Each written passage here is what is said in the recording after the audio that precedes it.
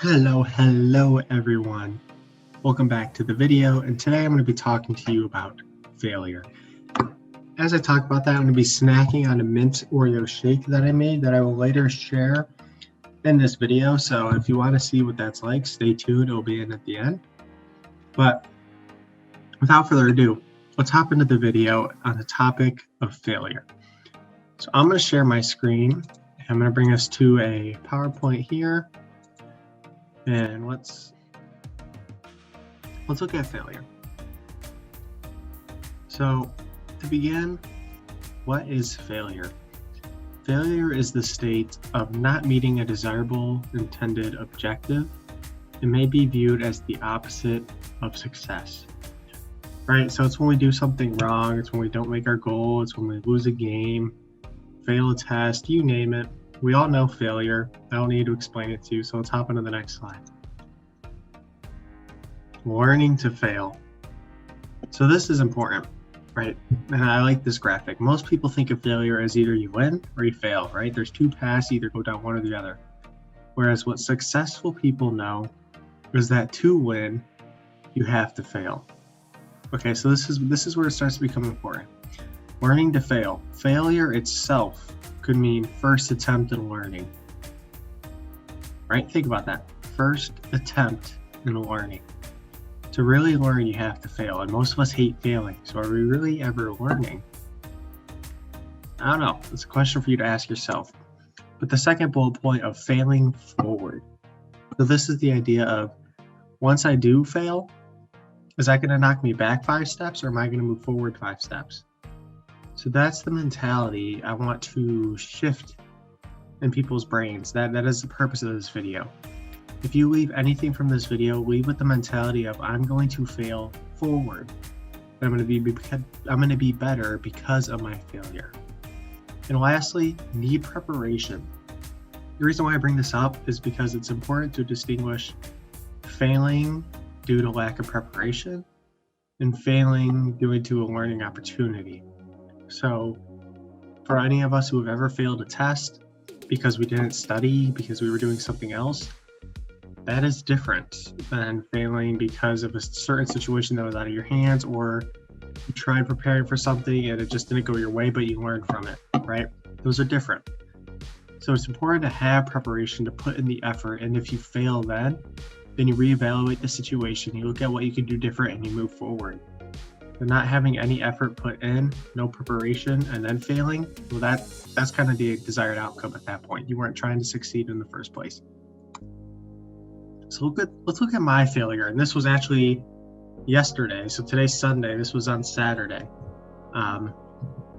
Yeah, let's take a look at the video of me at the gym trying to squat. It's been my goal to hit 275 pounds.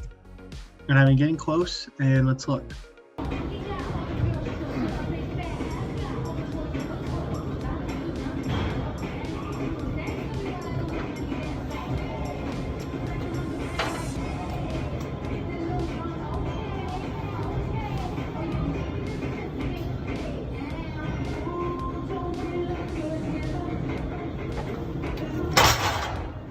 So the reason why I show you that video is because I failed.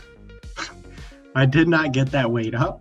That weight came right off the back of me, and I was stuck. And I'm sitting in the gym, and for anyone who's ever had to drop the weight and bail like that, and it makes a really loud crashing noise, and everyone in the gym is staring at you, it can be embarrassing. It can be very embarrassing. So what did I learn from this failure, right? What did I learn? Let's move on. What I learned was, 1, I need better form. Well, I noticed watching the video that I kind of had shaky knees. I lost my tightness in my gut. I learned that I could practice with different weight. So I'm not there yet. Obviously, I can't get that weight up. So I need to keep working at a different weight that will allow me to grow, build my strength, to allow me to actually lift that weight. I'm going to keep working towards my goal. I failed, and I'm going to tell you what right now. Since failing that, I just want to hit it. I just want to achieve that goal. Most people, when they fail, they kind of get afraid of it. They don't want to go back towards it. No, that is the wrong mentality. That is not what you want to do. You want to attack it even harder than the first time. So that is one of the biggest takeaways for me is I have even more passion and desire to hit that PR than I did before. And then lastly, I failed forward. I took off the weight, I put the bar back up, and I said, I'll get it next time. I didn't sit there and cry. I didn't sit there and pout. I wasn't like, oh my God, everyone's just staring at me. No, heck no. It's life, man. We all fail. If you're not failing, you're not trying hard enough.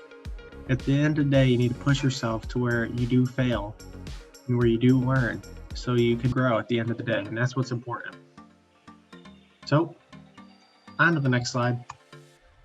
So what? Why does any of this matter?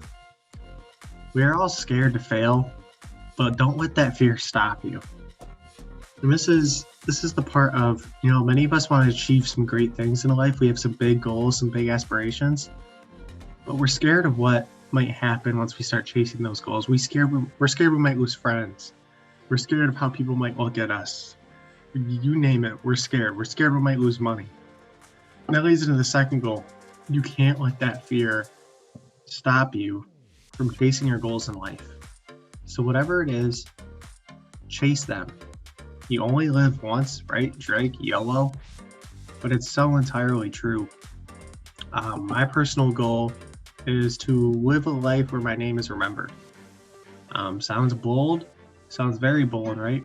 But I want to have a big influence on other people's lives when I pass away. So that is the thing that I will be chasing.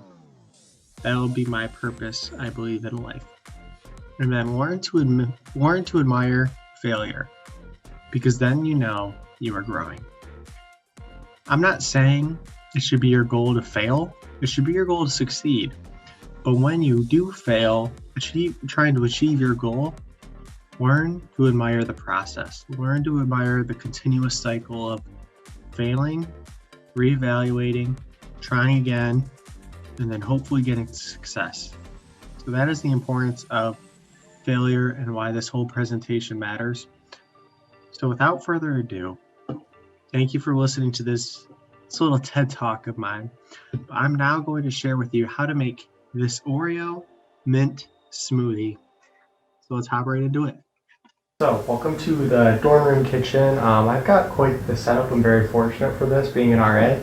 But without further ado, let's hop right into what you need for this recipe and how we're going to make it work. So to start things off, you're just going to need some sort of blender, whatever it might be. I would prefer or recommend the bigger the pitcher, as this will make over almost 6 cups worth of a smoothie. So without further ado, let's hop right into it. And the first thing you're going to need is almond milk. And I would grab a scale to make this actual measurement legit.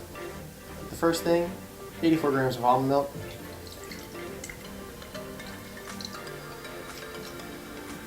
Boom.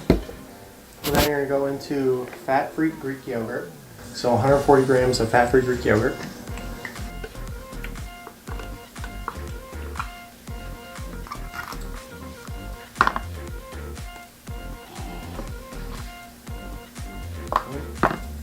Then after you do your Greek yogurt, we're going to do all our wet ingredients first. So we're going to keep rocking. You're going to use a little bit of vanilla, imitation vanilla, or pure vanilla, your choice.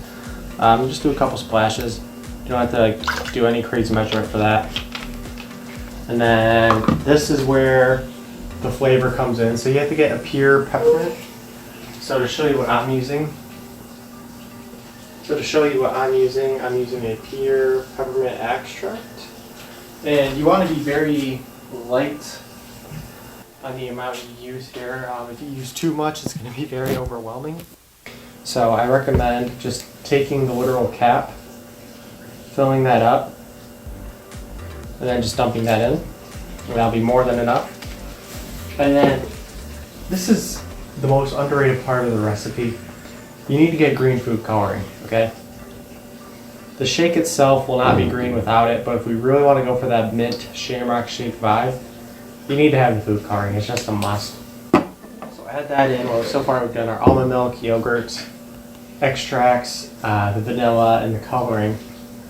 So now we're going to add about 50 grams of a vanilla-based protein powder.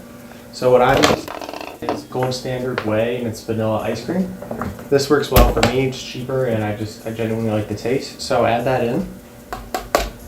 And then after that, you're going to use, it's Oreo cookies and cream. You can see it, it's an instant pudding mix.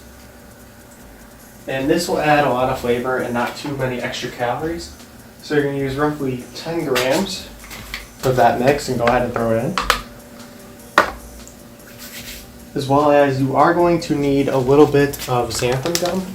This helps thicken up what the smoothie will actually be like. This is what gives it its volume. So you need roughly like half a tablespoon, not too much of the xanthan gum, but you do need it. So throw that in. And you're going to need 400 grams of ice. So it doesn't really matter, just add your ice in and booyah, there you go. So once the ice is in, that is all of your actual ingredients. So it's really important to blend this for an extended period of time. What I like to do is throw it on the blender and literally let it run for a minute straight. I'm not joking, let it run for a minute straight. Grab a little spatula, stir it up, and then let it run for another 30 seconds. So I'll see you guys in a minute. I'm gonna blend this. It's gonna be super loud. Peace.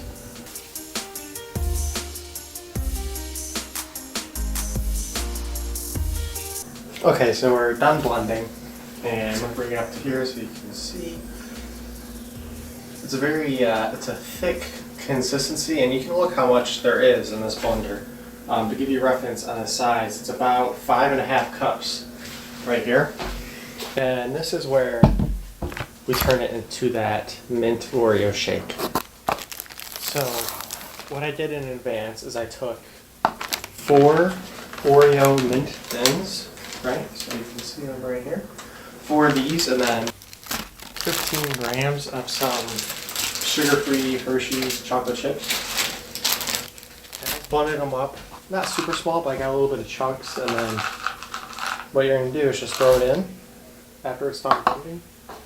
Take a little spatula and just fold it in, right? So you got all these little chunks, you're just gonna fold it in. And this will give you that mint bite every single time. So that's the beauty of it, is almost every little bite you take, you're gonna have a little bit of mint, a little bit of Oreo, a little bit of chocolate chip.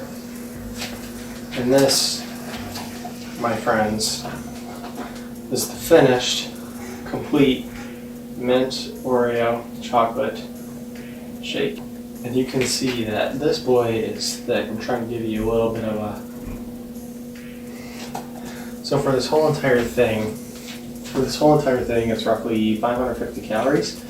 And a 10 ounce, I think it is 10 or 12 ounce Shamrock shake, which is like a cup and a half, is 800 calories.